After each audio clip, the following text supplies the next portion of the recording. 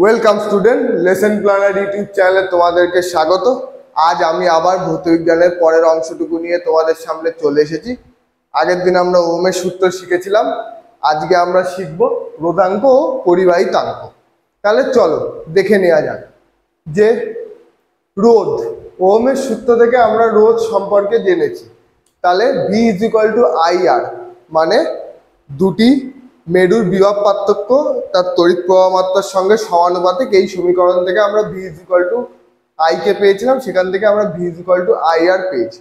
এবং এই আর এই রোধটা নির্ভর করছে তারের দৈর্ঘ্য, তারের প্রস্থচ্ছেদের ক্ষেত্রফল ও তারটির উপাদান ও প্রকৃতির উপরে। ঠিক আছে, তারের দৈর্ঘ্যের সঙ্গে সরল সম্পর্কে এবং তারের প্রস্থচ্ছেদের সঙ্গে ব্যস্ত সম্পর্কে করে। সেখান থেকে আমরা এই সমীকরণটা পেয়েছি যে R = L/A। তাহলে R ধ্রুবকটা তুলে দিয়ে আমরা পেলাম রো L/A। ঠিক আছে, আর এই রোটাই হচ্ছে আমাদের রোধাঙ্ক। ঠিক আছে, তাহলে যদি একক দৈর্ঘ্য বিশিষ্ট, একক প্রস্থচ্ছেদ বিশিষ্ট কোনো একটি তার নেওয়া হয়, তাহলে সেক্ষেত্রে একক হয়ে গিয়ে R = রো হবে, মানে রোধ রোধাঙ্ক হয়ে যাচ্ছে। ঠিক তেমনি সংজ্ঞাটা আমরা কি দেব? একক ঘনকের যে কোনো বিপরীত দুটি তলের মধ্যবর্তী রোধকে আমরা বলবো রোধাঙ্ক। এটাই হচ্ছে রোধাঙ্কের সংজ্ঞা। তাহলে একক ঘনকের দুটি বিপরীত তলের মধ্যবর্তী রোধকে আমরা বলে দেবো হচ্ছে রোধাঙ্ক। তাহলে আমরা ওহমের সূত্র থেকে প্রথমে পেয়েছিলাম রোধ, সেই রোধ থেকে আমরা এখন পেলাম আজ রোধাঙ্ক। ঠিক আছে, এইবার এই রোধাঙ্ক একক হচ্ছে ওহম, সেমি বা মিটার। সেমি ওহম, সেমি হচ্ছে সিজিএস এ, আর ওহম মিটার হচ্ছে এসআই তে। ঠিক আছে, তাহলে ওহম আমাদের রোধের একক, আর রোধাঙ্কর সাথে একটা দূরত্ব যোগ হয়ে যাচ্ছে ওহম মিটার।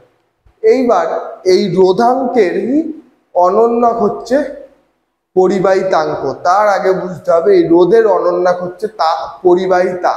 দেখো, এখান থেকে আমরা তাপ পরিবাহিতা জেনেছিলাম তাপীয় সংক্রান্ত ঘটনাবলীর চ্যাপ্টারে। এখান থেকে আমরা তাপ পরিবাহিতা সম্পর্কে দেখেছিলাম যে RH L/A সেম জিনিস, এই কেটা হচ্ছে তাপ পরিবাহিতা। সেখান থেকে এবার আমরা এই কে তাপ পরিবাহিতা, সেখান থেকে আমরা তড়িৎ পরিবাহিতা আমরা জেনে নেব। এটা এখানে লাগবে না, এটা তোমাদের পড়িয়েছিলাম তাই এখানে লিখে রেখেছি, এটা তোমরা মুছে ফেলতে পারো। তাহলে তাপ পরিবাহিতা থেকে তড়িৎ পরিবাহিতায় চলে এলাম। তাই তড়িৎ পরিবাহিতা হচ্ছে রোধের অনন্যক রাশি। তাহলে তড়িৎ পরিবাহিতা বেশি হলে রোধ কম হবে, রোধ বেশি হলে তড়িৎ পরিবাহিতা কম হবে। তাহলে এখান থেকে যে তড়িৎ পরিবাহিতার অনন্যক হচ্ছে রোধ, তাহলে তড়িৎ পরিবাহিতার এককটা হয়ে যাবে রোধের ঠিক উল্টো। তাহলে 1/ওহম = মোহ। এই মোহটাকে আমরা এসআই তে সিমেন্স বলি, মোহ বা ওহম ইনভার্স। ঠিক আছে, এটা কিন্তু গুলিয়ে যাবে বারবার যে ওহম কার একক আর মোহ কার একক। মোহটা হচ্ছে তড়িৎ পরিবাহিতার একক, আর ওহম হচ্ছে রোধের একক, এটা মাথায় রাখবা। ওহম মিটার বা ওহম সেমি হচ্ছে রোধাঙ্কের একক, আর ওহম মোহ মিটার ইনভার্স এটা হচ্ছে তাপ পরিবাহিতাঙ্কের একক। ঠিক আছে, এটা মাথায় রাখতে হবে। তাহলে পরিবাহিতা গেল, ঠিক পরিবাহিতাঙ্ক, পরিবাহিতার ধ্রুবক পরিবাহিতাঙ্ক সমীকরণের, আর রোধের সমীকরণের ধ্রুবক হচ্ছে রোধাঙ্ক। এই দুটোও ঠিক একই সম্পর্ক বা অনন্যক সম্পর্কে কাজ করবে। তাহলে তড়িৎ পরিবাহিতাঙ্ক অনন্যক রাশি হচ্ছে রোধাঙ্ক। তাহলে এখান থেকে দেখো আমরা এখানে লিখেছি তড়িৎ পরিবাহিতাঙ্ক আর রোধাঙ্ক হচ্ছে অনন্যক রাশি। সেখান থেকে এইটা লিখে এর একক হচ্ছে মোহ মিটার ইনভার্স বা সিমেন্স মিটার ইনভার্স।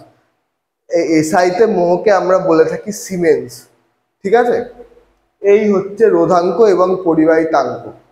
তাহলে প্রথমে আসছে রোধ, রোধ থেকে রোধাঙ্ক, রোধাঙ্কের অনন্যক রাশি পরিবাহিতা, পরিবাহিতা থেকে আসছে পরিবাহিতাঙ্ক, পরিবাহিতাঙ্কের অনন্যক রাশি রোধাঙ্ক। এই হচ্ছে পরিবাহিতাঙ্ক আর রোধাঙ্কের মধ্যে সম্পর্ক, পরিবাহিতা ও রোধের মধ্যে সম্পর্ক।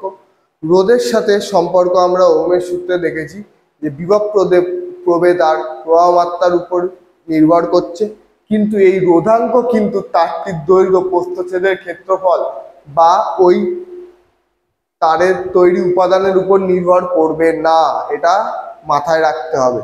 তাহলে এটা তোমরা দেখে নাও।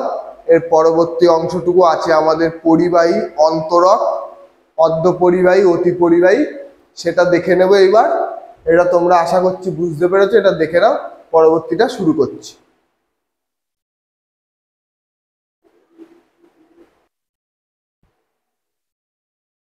তাহলে চলো দেখে নি পরিবাহী, অন্তরক, অর্ধপরিবাহী, অতি পরিবাহীগুলো কি জিনিস। পরিবাহী, পরিবাহী মানে হচ্ছে যার মধ্যে দিয়ে পরিবাহিত হয়। এখানে আমরা কি পরিবাহিত হয়? তড়িৎ পরিবাহিত হয়।